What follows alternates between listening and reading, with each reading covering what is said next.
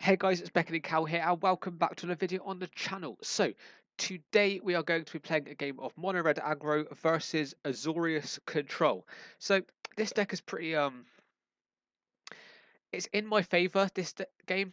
Not by a huge amount, but it is in my favour. If I can get a lot of board pressure on sooner, before he can counter all of it, then I've got a very good chance of winning.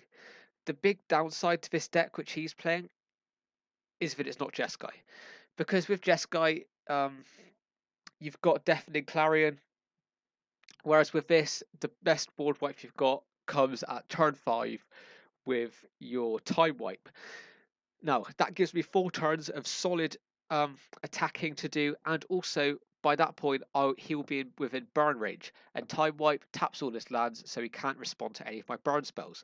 So, with that being said, subscribe, leave a like, comment, and let's get into the video. Okay then, so we go into the first round. Well, first game, I should say, of this matchup.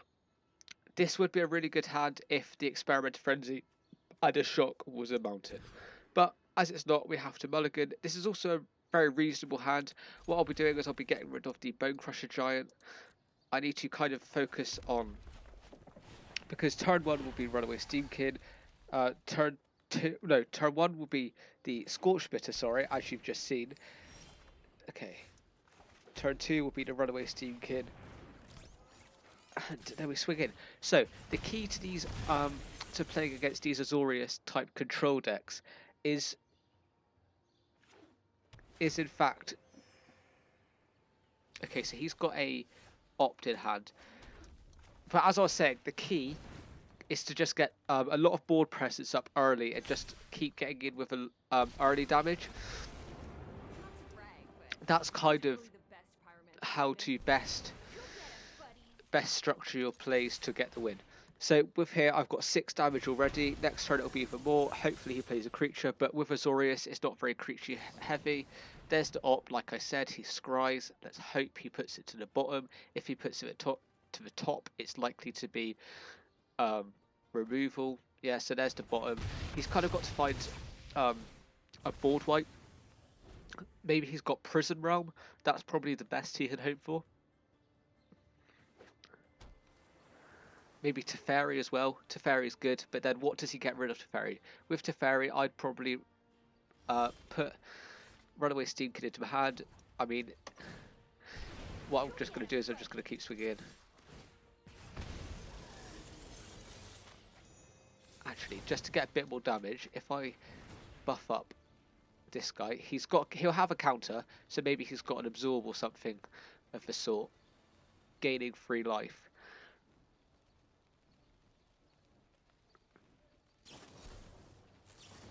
Dolphin's Veto, okay. That's fine, but it's just getting that extra point of damage with Runaway Steamkin. Because it's a cast trigger, it resolves anyway. And then I'll just start the stage again. Remove 3 counters. And actually what I'll do here is I'll just play Bone Crusher Giant. Just to pressure the board in a way.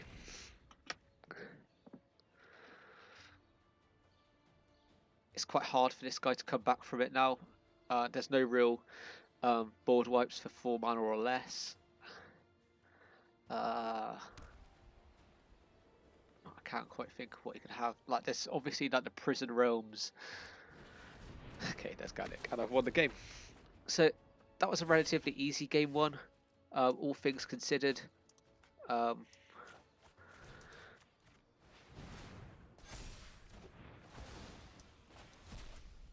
What is probably be followed up with is a concede from a guy. Yeah, there you go. And let's get into sideboarding. So sideboarding against Azorius is pretty easy. So you just want to kind of take out 2 shocks for 2 fries. You want to bring in a Chandra, and you'll take out a Bone Crusher Giant, because you want to still get your early plays out, but your late plays you want to have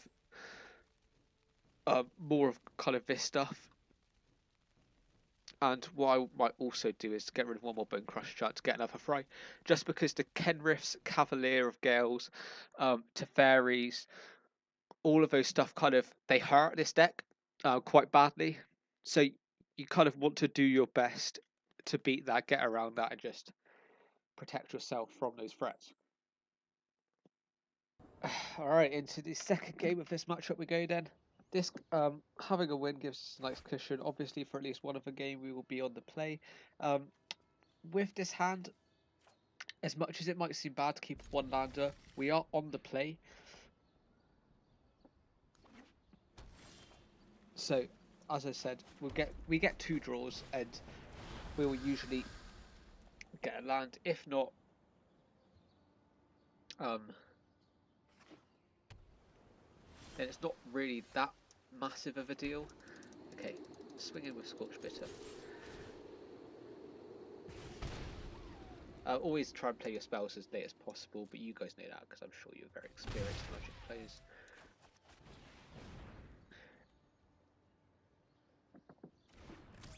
That's one of the top tips to take your plays from lower tier. So this would be a Brazen Borrower. That's fine by me.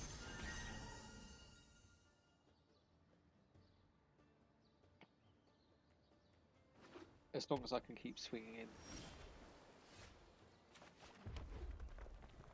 So what I will do is I'll bait the Runaway Steam Kid because he'll have a counter in hand. So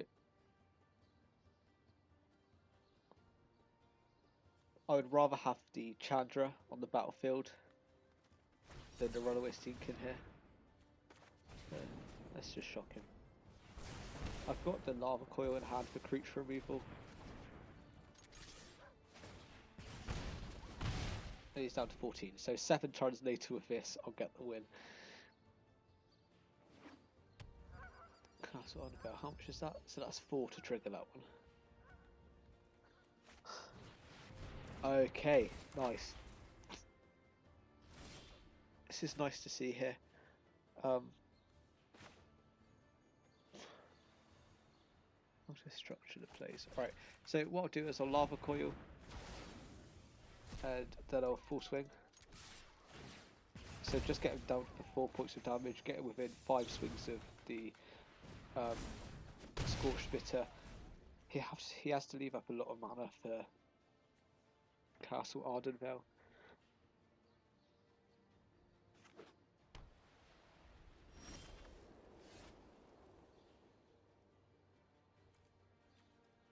So if I actually go to combat here, because he'll just want to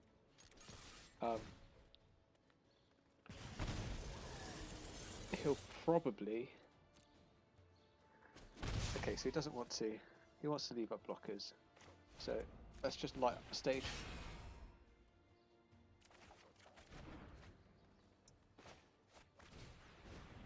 Environment Champion.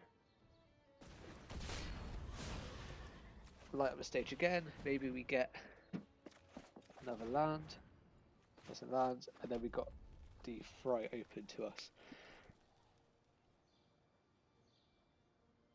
So this guy's got a multitude of choices of things to do on his end step. He can either play the Brazen Borrower, he can make a 1/1 soldier, he can opt.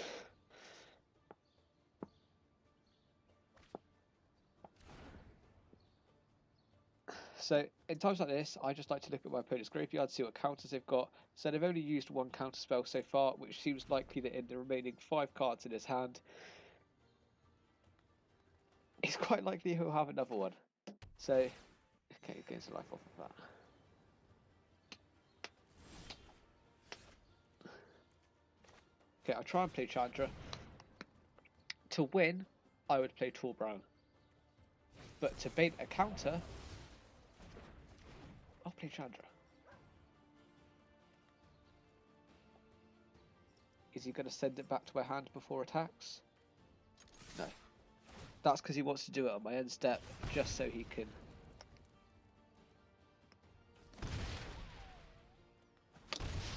prevent that from coming through for an extra turn. So he'll have another Brazen Borrower in hand, I'm assuming. Okay, there's a Brazen Borrower.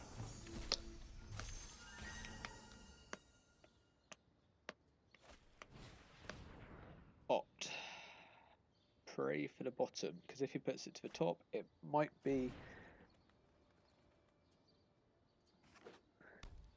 time wipe, maybe. The fact he's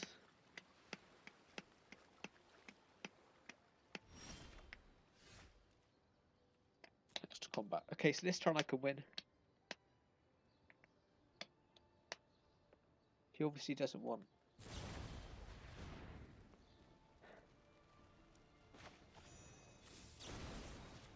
Okay, so depending on whether he's got any counters here, this could be the winning play.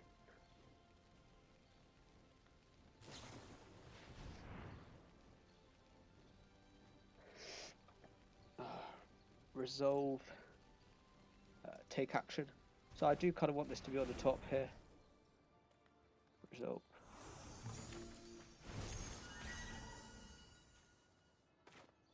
There goes my second main. Let's just play some creatures. Next turn, if I can get at least 1 damage free, this Castle Ardenvale will get 1 creature. But all I need is 1 point of extra damage to get 3. To be able to Slaying Fire for the win.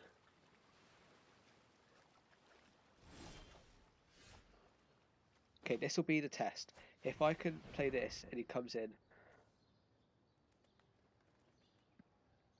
is this a counter? That's the question.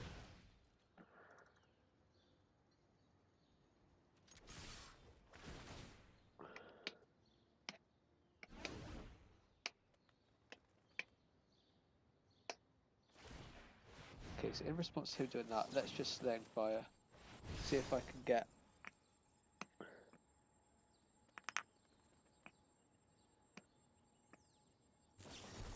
Okay, he's got a counter.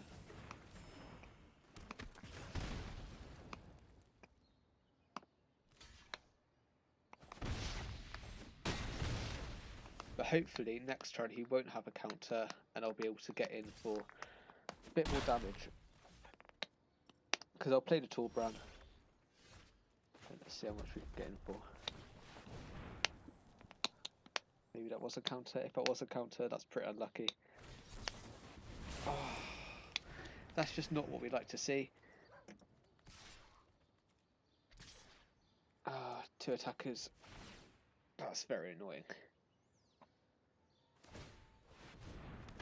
That's a soldier.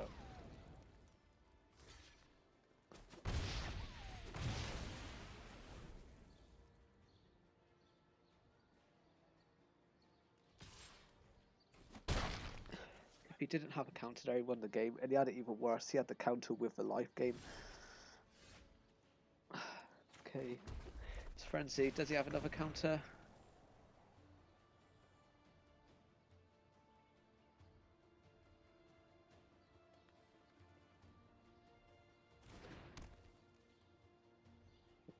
Top.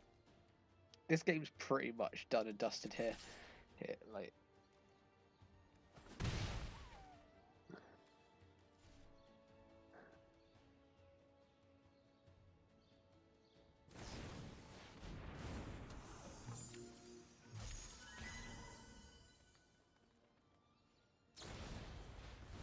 He plays that, and then I die next turn. Yeah, so we go into game 3 of this game against Azorious Control. That was tough. He had way too many counters in his hand towards the end of the game. I still think that this is the correct way to sideboard against it. It was a relatively close game, even if we didn't get the desired result.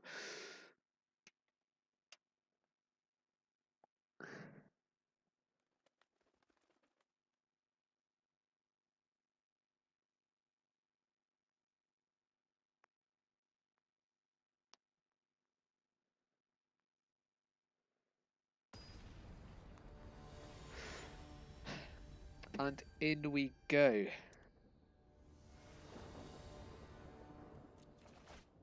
Play first. We'll keep this. Like, this is a nice hand. I've got enough early board pressure that can evade removal. So he doesn't have any removal for the first turn. Okay, yeah.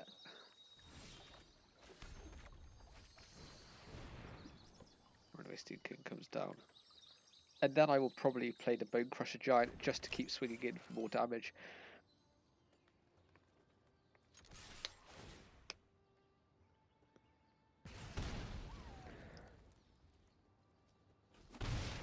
Now, let's have a look, see what Nanti gets. We won't really be able to tell much from this.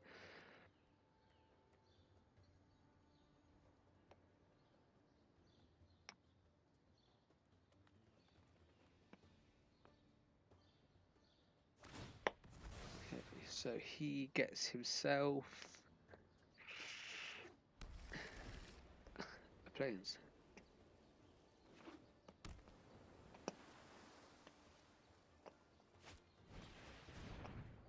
Okay, so he destroys that, but that like, as much as that sucks, that's all right. All we do is we play a Chandra here. I was going to play the Bone Crusher Giant, but I think what's more important here is just getting a Chandra on the battlefield. He won't be able to deal with it and stop me from playing it again for a few turns. Maybe he's got a Prison Realm or something of the sort.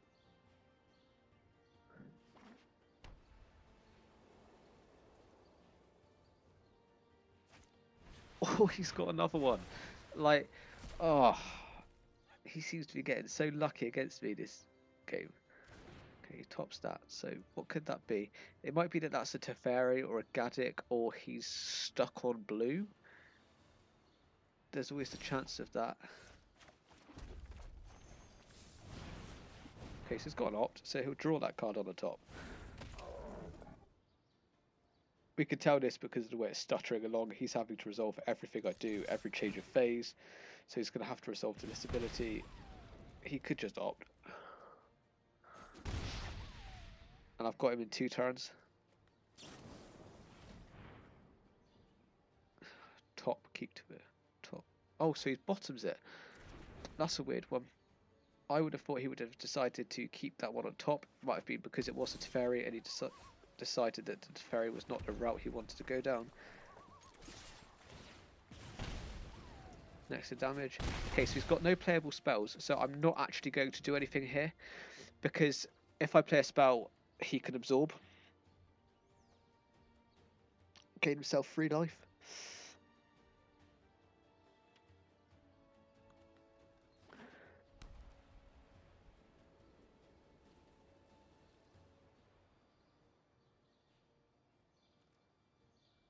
First attack is... So he's now got us another spell.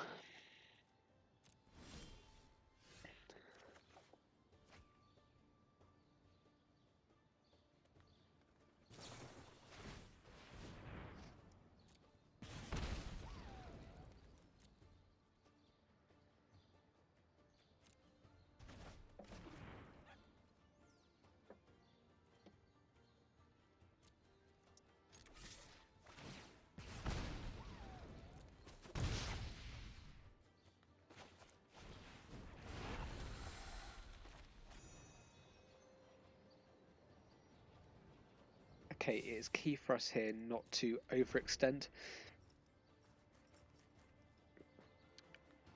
I'm pretty sure that he doesn't have a time wipe or something like that, or else he would have... First attack is my turn. Okay, next to combat.